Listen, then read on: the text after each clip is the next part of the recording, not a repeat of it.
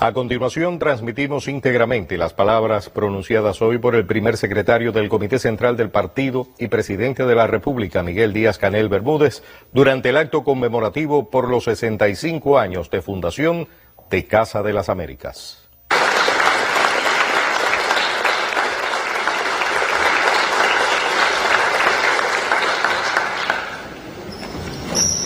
Saludos a las compañeras y compañeros que habitan Casa de las Américas.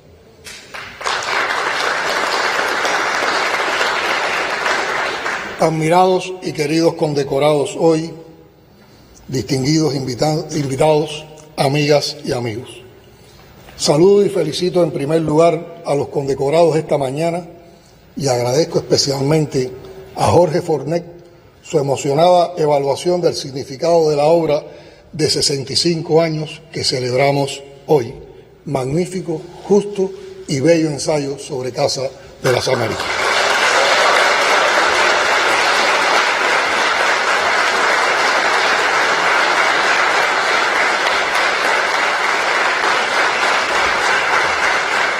Mientras Jorge hablaba, me han asaltado imágenes de un tiempo entrañable, cuando siendo adolescente aún y de visita en La Habana de vacaciones, venía a casa de mis tíos, pasaba siempre por aquí con la ilusión de ver salir a Aide Santa María junto a cualquiera de los grandes nombres latinoamericanos de la literatura, las artes plásticas.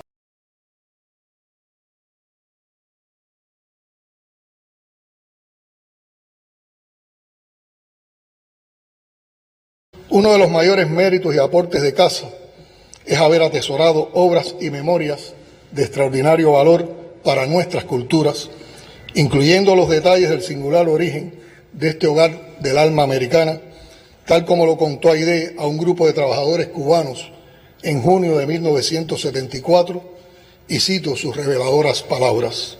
Decía Aide: yo no entendía bien por qué tenía que ir allí. Yo no estaba entre las llamadas personalidades del arte y la literatura, ni siquiera tenía cultura. Era un pedazo de casa que parecía una iglesia y la gente que estaba allí entonces. Ahí estuve 2 o 3 meses y le cambiamos el nombre. ¿Qué cosa era aquello de Sociedad Colombista Panamericana? Pues vamos a cambiarle el nombre. Entonces me proponen varios nombres y entre los propuestos había nombres muy pomposos y me quedé con el de Casa de las Américas. Quienes estábamos cerca de los compañeros que en este país saben lo que puede suceder, sobre todo Fidel, estábamos al tanto de que se avecinaban rupturas de relaciones con la América Latina, de que tendríamos grandes conflictos. Todo eso ya sabíamos que vendría. Entonces yo empiezo a pensar que cuando nos aíslen de nuestro continente, era importante no aislarse de la cultura latinoamericana. Nos separaban de la cultura de nuestro continente. Pensaba y sigo pensando que la cultura de nuestro continente es en lo fundamental la misma. Y entonces decido quedarme en la Casa de las Américas. No podía aceptar que por el aislamiento que íbamos a padecer, un día nuestro pueblo no supiera cuáles eran nuestros antepasados indígenas, quiénes eran los escritores y los artistas de nuestro continente que habían sabido expresarlo en formas literarias y artísticas. Me preocupaba que un día en este país nuestros trabajadores, por haber quedado aislados de nuestro contingente, no supieran quién había sido Ricardo Palma del Perú o el Martín Fierro argentino. Pues aunque las culturas puedan llamarse internacionalistas, no cabe la menor duda de que hay raíces y por aislamiento pudiéramos no conocer las raíces de nuestra maravillosa cultura tan profundas y tan hermosas. No podemos aislarnos de nuestra cultura porque nos aislamos de nuestra política, nos aislamos de Bolívar, nos aislamos de Martí. Y si nos aislamos de ellos, nos aislamos de nuestra cultura porque ellos son parte esencial de nuestra cultura también. Fin de la cita.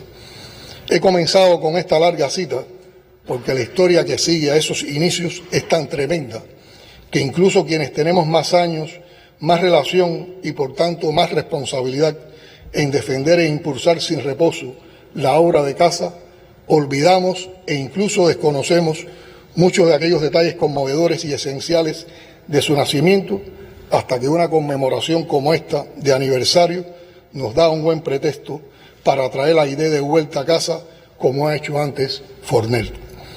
¿Cómo fue que una mujer que se definió duramente a sí misma como alguien sin cultura llegó a ser respetada, querida y honrada, aún después de la muerte, por algunos de los más prominentes y deslumbrantes autores de nuestra lengua, tal como atestigua esa magnífica colección de cartas recogidas en el libro Destino Aide Santamaría? Hay que preguntarse si acaso la sensibilidad, el humanismo, la pasión y el compromiso revolucionario no son raíces suficientes para alimentar y hacer nacer y florecer la cultura. Creo que la respuesta está en esa frase suya: no podemos aislarnos de nuestra cultura porque nos aislamos de nuestra política. Y en que ese criterio lo expresara una de las heroínas de la Revolución Cubana, no ante un auditorio de artistas e intelectuales nucleados en torno a la casa, sino precisamente ante un grupo de trabajadores en la CTC, su suceso natural solo en el contexto de una revolución auténtica, tal y como ocurrió y lo recordaba Jorge, cuando en estos espacios fueron acogidos como parte de la familia los campesinos que vinieron al primer 26 de julio en La Habana. O cuando el 11 de septiembre de ese año fundacional vino a la casa un joven jefe guerrillero de solo 28 años, vestido con su uniforme de campaña, el comandante Raúl Castro Ruz, para intervenir en un ciclo de conferencias organizado por la Biblioteca José Antonio Echeverría. Llegó Raúl a esta misma sala que después se llamaría Che Guevara y desde aquí lanzó su trascendente mensaje de la Revolución Cubana, afirmando, y cito: somos un país pequeño con una gran responsabilidad. Estamos explorando los caminos de la historia de la nueva independencia latinoamericana. Nuestra revolución, como un faro de esperanza, proyecta su luz sobre nuestros países hermanos. La Revolución Cubana, la revolución de nuestro pequeño país, ha sacudido a 200 millones de latinoamericanos, les ha dado una nueva conciencia de su fuerza, solidaridad y de cooperación latinoamericana en pro de los altos ideales de la liberación, de progreso y de libertad. Ha puesto en movimiento nuevas fuerzas, ha mostrado nuevas experiencias y descubierto nuevas posibilidades. América Latina encontrará los medios de juntarse y cooperar para acelerar su desarrollo y garantizar su libertad. Cuba está en la vanguardia de ese empeño. No dejaremos que la luz de la Revolución Cubana se apague para los pueblos hermanos de nuestra América. Párrafos antes, en ese largo y profundo mensaje de la revolución que Raúl dio a conocer en la casa, se resalta la raíz martiana del trascendental proceso abierto por el triunfo revolucionario en su proyección latinoamericanista. Cuando Martí hablaba de nuestra América, cuando no limitaba a su patria a nuestras queridas islas, sino que se consideraba como hijo y servidor de toda nuestra América, tenía presente seguramente esta similitud de los males que nos azotan, de los enemigos que nos atacan, de los peligros que nos amenazan. Nuestro es Martí, como nuestros son el cura Hidalgo y el indio Juárez, Bolívar y San Martín, Artigas y O'Higgins, Betances y Eloy Alfaro. Sufrimos por nuestros males y por los males de todos los pueblos hermanos de América Latina. Fin de la cita. La obra de nuestra región, trabajar para la integración latinoamericana y caribeña en el campo de la cultura y combatir las visiones coloniales que se imponen sobre los pueblos y subsisten y se renuevan desde hace más de 5 siglos. Nada más político y a la vez cultural. Eso es Casa de las Américas y eso es la Revolución Cubana. La labor orientada hacia la emancipación cultural y hacia la unidad que soñaron Bolívar y Martí fue decisiva en particular cuando los gobiernos de América Latina, con excepción de México, rompieron bajo la presión del imperialismo con la Cuba revolucionaria. Mucho después, en 2019, en cálido mensaje de felicitación a Roberto Fernández Retamar y a su equipo, el general de ejército Raúl Castro Ruz destacaba nuevamente el valioso aporte de la institución a la creación de lazos y vías de intercambio cultural para los pueblos de América Latina y el Caribe y al fomento de una visión martiana y anticolonial entre los creadores de nuestra región.